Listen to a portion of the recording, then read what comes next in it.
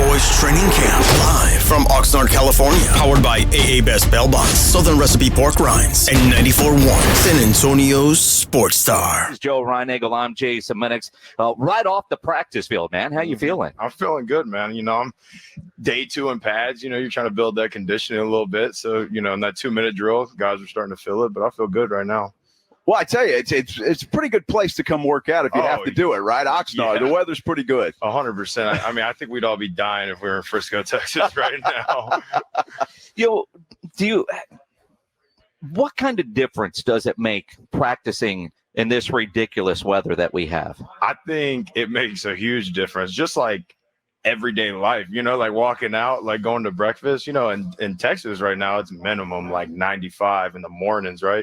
You walk out here, I'm like, damn, it's a little chilly, man. It's like 60 degrees. So when you're practicing like 60, high of 70, like it just makes it that much better, you know? Yeah, no doubt about it. Now you out there battling, you guys have some young offensive linemen, obviously Zach Martin, the leader of that group, but how are the battles going and how are you doing at that center position? Yeah, no, I think it's going good. I think the young guys are coming along well. It's, you know, in training camp, or I guess when they first get there in OTAs, right, it's like kind of everything's kind of new to them, but you see them kind of grow up in front of you, right, and when you get into training camp because they've been around it for at least a couple months. So, yeah, no, it's been good. I mean, for me, I'm just focusing on taking it day by day, fixing one thing each day, and we talk about it all the time, like getting 1% better, especially in our room. It's like there's so many different little things that could, you know, make or break a play. So it's just fixing one thing each day and then really just trying to focus on it and keep building for the season, man. Brock Hoffman joining us here on the Blitz. You look at the offensive line, and obviously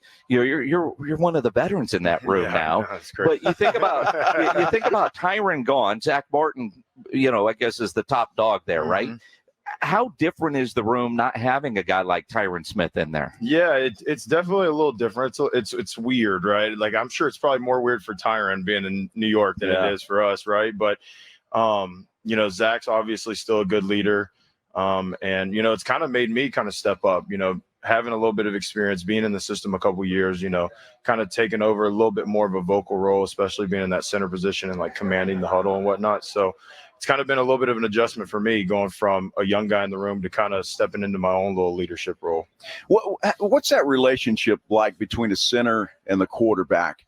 Obviously, you've known Dak Prescott for a couple of years, and is he used to you? Does it take getting used to when it comes to that relationship on the field? Yeah, I think when I first got here, you know, I got here halfway through my rookie year. And when I first started taking reps with him, when I was getting elevated off the practice squad, like, it was definitely a little bit of an adjustment, right? But I think over, you know, last year, playing a game with him at center and then, you know, just having those reps in practice, you kind of build that chemistry, right? So it feels like, you know, we're picking up right where we left off, right? What's harder on the shotgun snaps when he's under center with all the different cadences that's going on, and you're making calls at the line of scrimmage too, right? Right. What's the biggest challenge of being a center for those of us?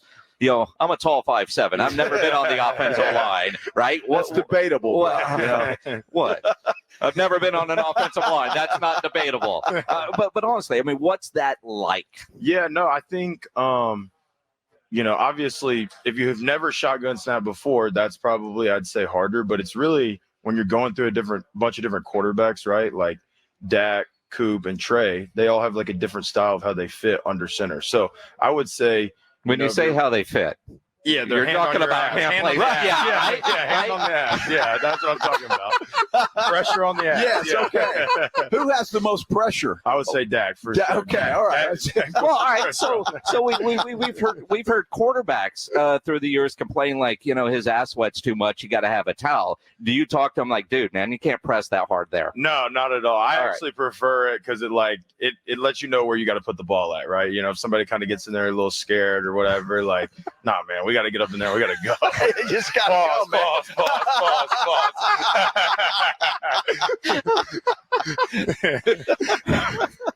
Not sure where to go with that. Well, yeah. But he wants to make sure he knows you're there. Yeah. That's what you're saying. I'll put the pause in there, too. And we'll use Dak Prescott because obviously he's a hell of a leader and he's the leader of this football team. Yeah. You just kind of, does everybody just kind of follow that guy where he goes? I mean, I know you guys have a relationship on the field, but Right. he just seems to have that with everybody. Yeah, I'll tell you this, man. When I first got here, it was two completely different cultures, right? Being in Cleveland and being here.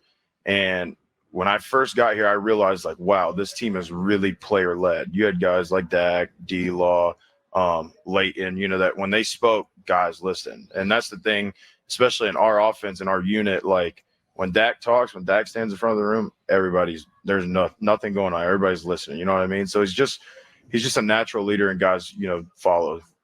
You think about, and we hear about his leadership all the time. Last year's playoff game, it's just such a disappointing loss. I mean, I know in the room it certainly was for the fans, and it's weird this whole offseason, it's not apathy because the Cowboys still generate so much interest. You see that with your podcast, right? Mm-hmm. But the idea this year, people aren't talking about the Cowboys going to the Super Bowl. Like what's it like in the room knowing what the outside noise is like? Yeah, I think for us, we've talked about, just, cut out all the noise and just focus on us, because I think a lot of people don't know what we really have on our team. Like, we have a lot of young guys that are ready to step up and make plays this season. So I think for us, it's just keeping our head down, block out the noise, and do what we do best. And let's go out to work every day and just keep building. And then when we hit the season, we hit the ground running. You know what I mean? So that's really been the focus for training camp. And honestly, it's a nice reason why we come out here too. It kind of lets us get away from the noise a little bit, get away from Dallas, and just focus on ourselves. Brock, what is it like? Because we hear guys talk all the time. Well, I'm helping this guy, I'm helping that. You guys are competing for jobs out there. I mean, that's what the NFL is all about.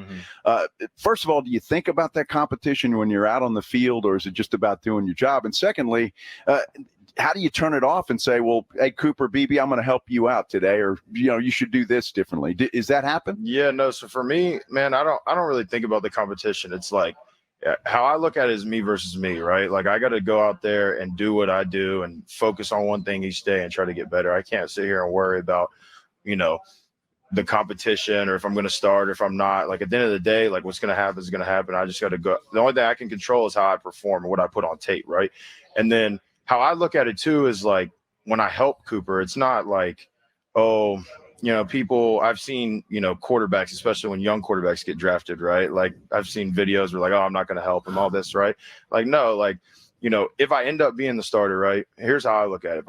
If I end up being the starter and something goes wrong and I get hurt, we need somebody to step up. So that's why I always help the guys, even if we are competing. Because at the end of the day, if he's getting better, that means he's pushing me. And if I'm getting better, I'm pushing him. So we're just both going to get better, right? And you said that a great way, although I would have said, when I'm the starter, I will make sure I'm helping him. So if I get hurt, not if I win the job, right? No, yeah, for sure. Because you want to be the starting center of the Dallas Cowboys. 100%. Absolutely. Brock Hoffman, starting center of the Dallas Cowboys, joining us here. You like that, right? Yeah. You like that, right? So I think about this room, the offensive line room. And coming out here all the years, it's such a tight-knit group. Although looking at, you're one of the smaller guys in a room full of large men. We had Tyler Guyton join us here yesterday. Yeah, he's a big dude. Yeah, he's a big dude. Yeah. I mean, I can only imagine what it's like for you when a guy like that walks in and you feel small. Yeah, it was kind of funny. I was walking into the facility just to get some food. It was the day after the first round, right? And he was in the facility. I saw him in the locker room, went up and talked to him. And I was like, damn, dude. Like, I'm 6'4", but I'm like looking up at him. I'm like, dude, yeah, we got some big dudes in our room for sure. What are meals like when you guys get together? We crushed some food now. We crushed a lot of meat, and pause that one too. We crushed a lot of that'll be a drop. Yeah. But no, we crushed a lot of food for sure. So is there a separate food place for offensive linemen, defensive linemen than the other guys? Because you guys would take it all. It's the same, man. But honestly, while we're out here, we all go to the grill, dude, and we just crush some burgers now, dude. Like, we'll each have about 3, yeah. Only three. Three doubles. Three doubles. There you go. Well, he was saying that he likes to go get a tomahawk, like a good Wagyu tomahawk, and there's no leftovers. Oh, no.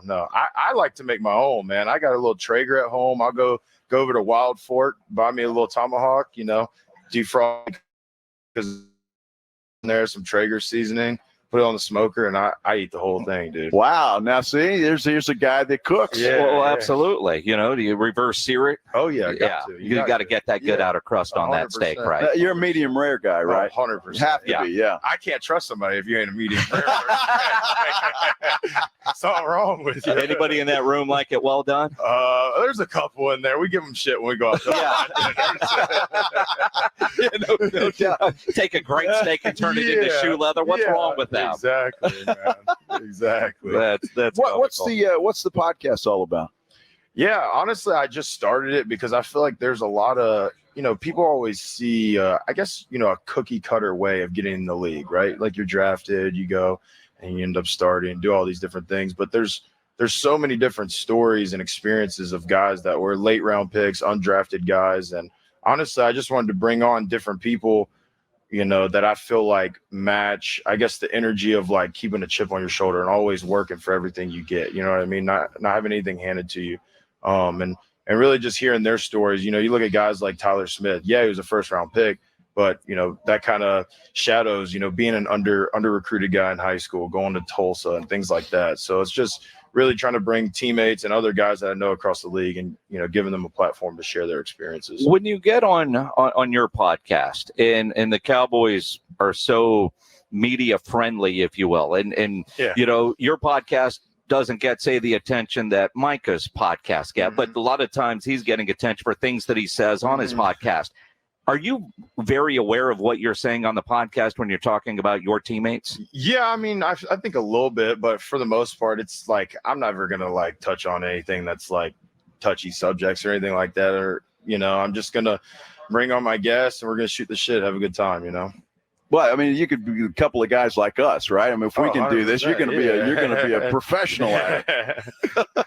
Exactly. That's what you do. That's it. Where do people find your podcast? At the 8th round on all social media platforms. At the 8th round. Yes, Okay. sir. A nod to being an undrafted guy. Yes, wow. sir. He kind of like The Rock. He made a whole league out of that. But you know what? You're here now, and things, at least for now, look pretty good. Yes, sir. Good stuff. Good Starting stuff. center for the Dallas Cowboys, Brock Hoffman. You can hear that on the loudspeaker, huh? Yeah, it's got a nice ring to it. It's got a nice ring to it. Good stuff. Appreciate you jumping on with us this afternoon right after practice, man. Yes, sir. Thanks, man. Appreciate it.